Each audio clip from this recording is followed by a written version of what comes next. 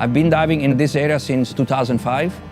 What I've seen changing in the water is the entire cave system changed their face.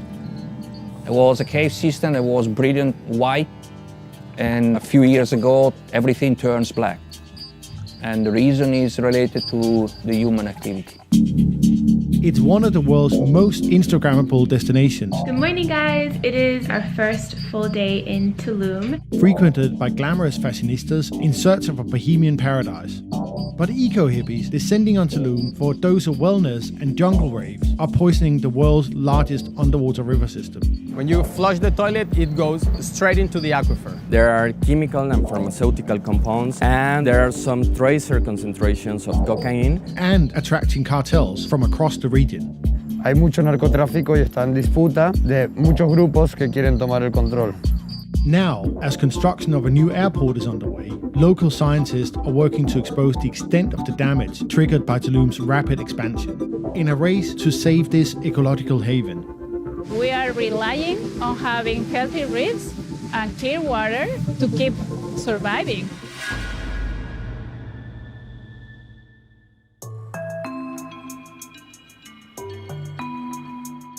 We are going to the cenote named Tres Cruces. This is created by the rain. Please don't fall inside. In the Tulum area, there are thousands and thousands of cenotes. The water lands up on the jungle and penetrates slowly in the porosity of this material and then arrive into the aquifer that you can see behind me. It's very fragile. With fingers, we can work it. And the water penetrates everywhere in the porosity. If you put some pollutant in the water, it will arrive down quite quick. The importance of the aquifer is extreme. This is one of the biggest drinkable deposits of water in the entire planet. If we lose the water, all the humanity is affected. This massive underwater reserve is now under threat. Tulum, which just a decade ago was a small fishing village, has transformed into a luxury destination for hipster vacationers. Over the past decade, the population has almost doubled, and the number of residential developments catering for wealthy Western tourists has exploded. However, the local infrastructure has not grown with it. In hotel zone, there is no sewage system. Hotels should have their own treatment plants.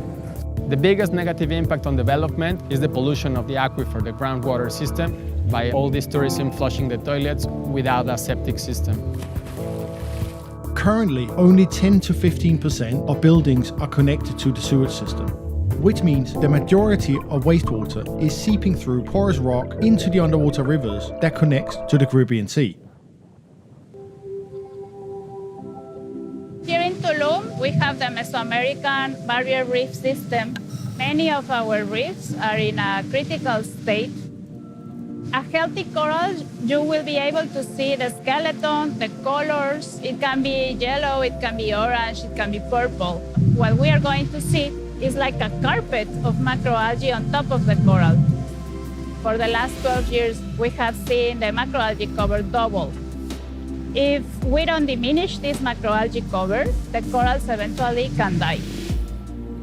This algae growth has been exacerbated by an influx of nutrients from the sewage that has overwhelmed local reefs as well as the inland aquifer, destabilizing the local ecosystems the water runs through. We are going to see a cenote here, and as you can see, it is surrounded by the mangroves. These kind of mangroves are typical in the Mexican Caribbean, and normally this kind of ecosystem help us to treat the water in a natural way. And it's connecting the forests, the mangroves, the seagrass, and the coral reef.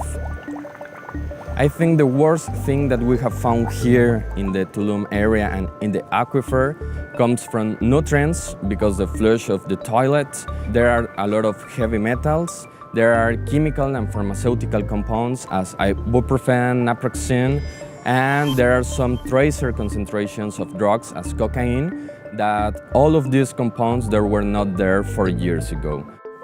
tourists jumps into the cenote, they can swim between all of these kind of pollutants.